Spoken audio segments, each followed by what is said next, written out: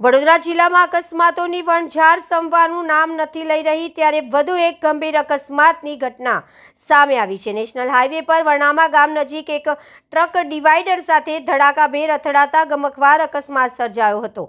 અકસ્માત એટલો ગંભીર હતો કે ટ્રકના આગળના કેબિનનું સંપૂર્ણ કચરઘાન વળી ગયું હતું। અકસ્માતમાં ટ્રક ચાલક કેબિનમાં ફસાઈ જતા તાત્કાલિક જીઆઈડીસી ફાયર સ્ટેશનના જવાનો ઘટના સ્થળે દોડી આવ્યા હતા અને ભારે જહેમત બાદ ચાલકને રેસ્ક્યુ કરી બહાર કાઢ્યો હતો। અકસ્માતમાં મોહમ્મદ શેખ નામના ચાલકને ગંભીર ઇજાઓ પહોંચતા તેને તાત્કાલિક સારવાર અર્થે હોસ્પિટલમાં ખસેડવામાં આવ્યો હતો। હાલ તેની તબિયત નાજુક હોવાનું જાણવા મળ્યું છે। મળતી માહિતી મુજબ મહારાષ્ટ્રથી અમદાવાદ ફેવિકોલ ભરેલો બેરલ લઈને જઈ રહેલી આ ટ્રક વરણામા ગામ પાસે પહોંચતા અચાનક અકસ્માતનો ભોગ બની હતી। અથડામણના કારણે બેરલમાં ભરેલું ફેવિકોલ રોડની સાઈડ પર આવેલી વરસાદી કાચમાં વહેતું થઈ ગયું હતું, જેના કારણે રોડ પર લીસી પરિસ્થિતિ સર્જાઈ હતી।